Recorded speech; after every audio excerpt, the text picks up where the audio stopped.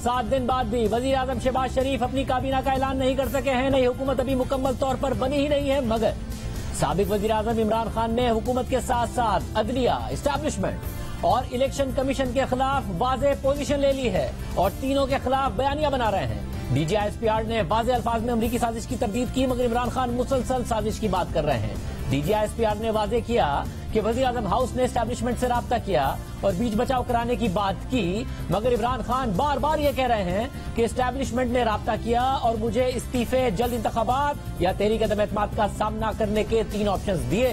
साथ ही साबिक वज़ीर आज़म इमरान खान अदलिया को भी तनकीद का निशाना बना रहे हैं, जजिस को टारगेट कर रहे हैं, मगर आज अदलिया का भी जवाब आ गया है। इसके अलावा आज इमरान खान ने चीफ इलेक्शन कमिश्नर की तैनाती पर भी बड़ा दावा कर दिया है और चीफ इलेक्शन कमिश्नर की तैनाती की जिम्मेदारी भी फौज पर डाल दी है कि उनका नाम भी फौज ने ही दिया था।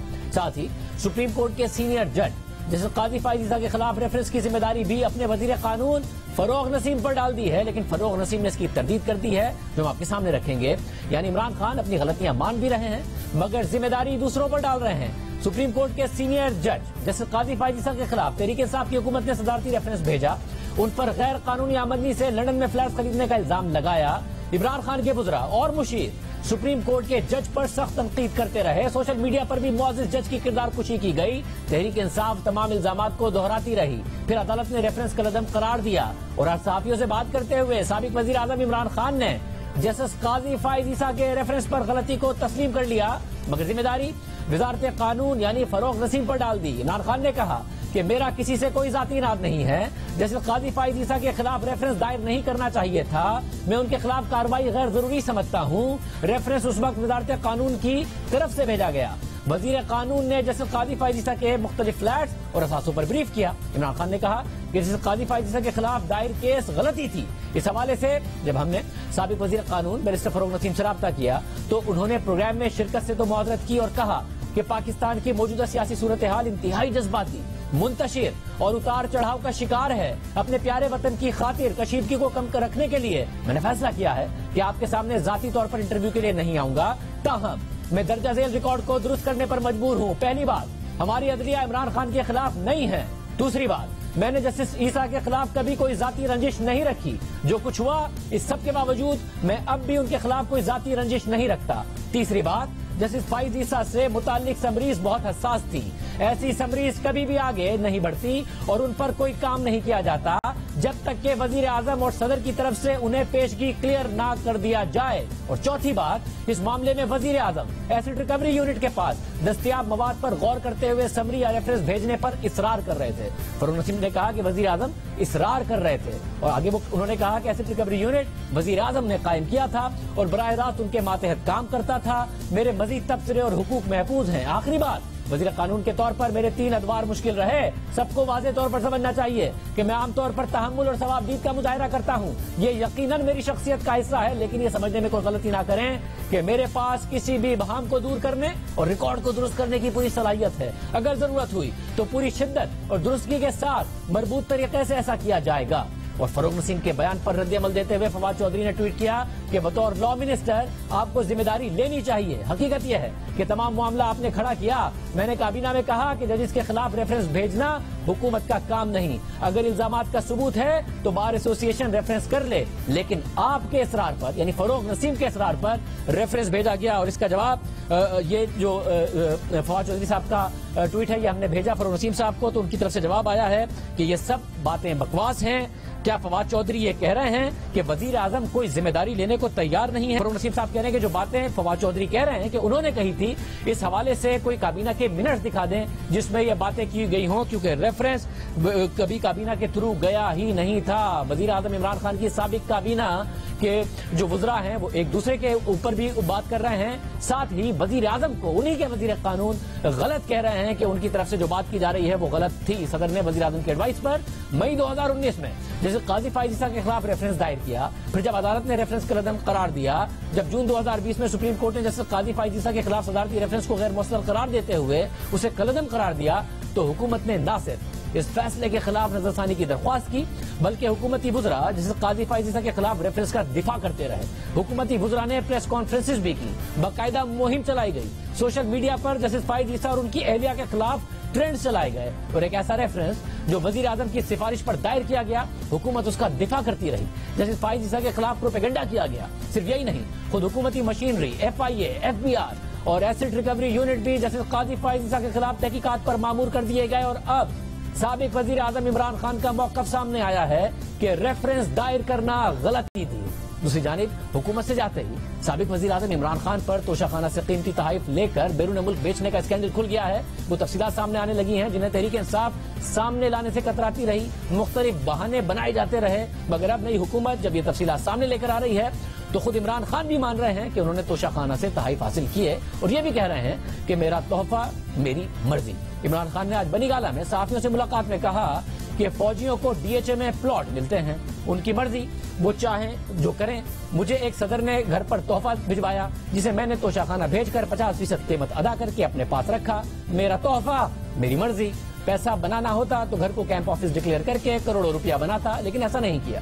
इमरान खान के मेरा तोहफा मेरी मर्जी के बयान पर नून लीग की नायब सदर मरियम नवाज ने रद्दअमल देते हुए ट्वीट किया कि तुम्हारा तोहफा तुम्हारी मर्जी नहीं, तोहफे भी रियासत के, मर्जी भी रियासत की। अब तुम्हारी धौंस नहीं चलेगी, आंखें खोल लो। तुम्हारी जाली हुकूमत और तुम्हारा मुस्तकबिल दोनों खत्म। हिसाब तो देना पड़ेगा इंशाअल्लाह। अब दिलचस्प बात यह है कि इमरान खान और उनकी साबिका हुकूमत पहले तो तैयार ही नहीं थी कि वज़ीर आज़म को मिलने वाले तहाइफ की तफसीलात को पब्लिक किया जाए, आवाम के सामने लाया जाए, मगर उसे कौमी सलामती का मसला भी करार देती रही। ये कहती रही कि तफसीलात सामने आ गई तो तोहफे देने वाले दोस्त मुमालिक नाराज हो जाएंगे। और अब जब तफसीलात सामने आ चुकी हैं तो इमरान खान का मौक़िफ़ है कि उन्होंने 50% कीमत अदा करके तहाइफ अपने पास रखे थे। मगर इमरान खान के इस दावे पर भी सवाल उठ रहा है, क्योंकि इमरान खान पर यह इल्जाम लग रहा है कि उन्होंने कई कीमती तहाइफ की अदायगी 20% के पुराने कानून के तहत की और फिर अदायगी करके कानून बदल दिया और 50% अदायगी का कानून लाया गया। इस हवाले से फैक्ट फोकस के सहाफी उस्मान मंजूर ने दावा किया है कि साबिक वजीर आजम इमरान खान 14 करोड़ रुपए के जो तोहफे तोशाखाना से घर लेकर गए, उनमें से 10 करोड़ 80 लाख के तहाइफ के एवज 20% यानी 2 करोड़ 16 लाख रुपए की सिर्फ अदायगी की। ये तोहफे हुकूमत में आने के 2 महीने के अंदर वसूल हुए और रख लिए गए। 50% अदायगी वाली बात 100% झूठ है। साथ ही उस्मान मंजूर ने फैक्ट फोकस में हाल ही में शाया होने वाली अपनी खबर में तफसीलात बताई थी कि साबिक वजीर आजम इमरान खान और उनकी अहलिया बुशरा बीबी ने तोशाखाना से 14 करोड़ रुपए से जायद के 112 तहाइफ 4 करोड़ रुपए से भी कम कीमत अदा करके अपने पास रख लिए थे। और ये खबर सामने आई कि इमरान खान ने एक दोस्त मुल्क की तरफ से दी गई कीमती घड़ी तोशाखाना से सस्ती कीमत पर खरीद कर दुबई में महंगे दामों बेचकर भरपूर मुनाफा कमा लिया। और फिर साबिक वजीर इत्तलात फवाद चौधरी ने इस इल्जाम की यह कहकर तस्दीक कर दी कि किसी दूसरे मुल्क ने घड़ी तोहफे में दी, वो उस वक्त के वजीर आजम इमरान खान ने हुकूमत से खरीद ली और बाहर जाकर बेच दी, तो इसमें क्या जुर्म है। इमरान खान के खिलाफ तहरीक दरख्वास्त आने के बाद 3 ऑप्शंस किसकी जानिब से आए थे, इस हवाले से भी इमरान खान DGISPR के बयान को झूठ करार दे रहे हैं। सहाफियों से गुफ्तगू करते हुए साबिक वजीर आजम इमरान खान ने एक बार फिर दावा किया है कि 3 तजावीज इस्टेब्लिशमेंट मेरे पास खुद लेकर आई थी। मैंने इलेक्शन वाली तजवीज से इत्तफाक किया। मैं इस्तीफे और तहरीक अदम एतमाद की तजवीज कैसे मान सकता था। इससे पहले भी इमरान खान ने एक इंटरव्यू में दावा किया था कि इस्टेब्लिशमेंट उनके पास 3 तजावीज लेकर आई थी, लेकिन इमरान खान के इस दावे को DGISPR ने वाज़ेह तौर पर तरदीद करते हुए कहा था कि तहरीक अदम एतमाद आने के बाद वजीर आजम हाउस की तरफ से आर्मी चीफ से राब्ता करके कहा गया था कि बीच बचाव की बात की जाए। आर्मी चीफ और DGISI वजीर आजम हाउस गए और बात की। वहां साबिक वजीर आजम के साथ उनके रुफका भी मौजूद थे और वहीं 3 ऑप्शन सामने आए, जिसमें वजीर आजम ने जल्द इंतखाबात का ऑप्शन मान लिया। मगर जब आर्मी चीफ ये ऑप्शन लेकर अपोजिशन क़यादत के पास गए तो अपोजिशन क़यादत नहीं मानी।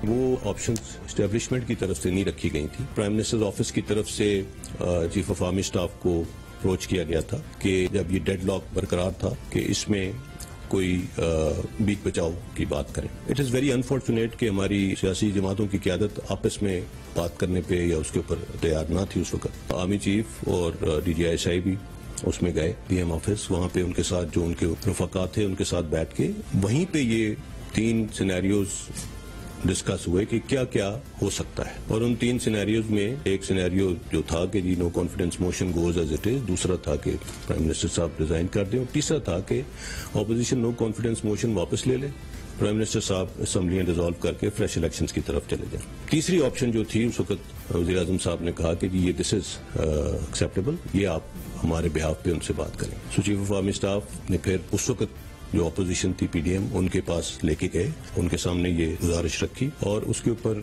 सरासिल बहस के बाद उन्होंने कहा कि जी हम इस तरह का कोई कदम अब नहीं करेंगे. We will go as we want, as we have planned. पहले डीजी आईएसपीआर के इस बयान की तरदीद तहरीक इंसाफ की रहनुमा शीरी मजारी ने की और ट्विटर पर लिखा कि वज़ीर आज़म ने सियासी डेडलॉक के खात्मे के लिए फौज से मदद तलब नहीं की थी. फौज ने उस वक्त के वज़ीर दिफा परवेज खट्टक के जरिए मुलाकात का वक्त मांगा और 3 तजावीज दी थी और आज खुद इमरान खान ने फौजी तर्जुमान के बयान को झुठला दिया है.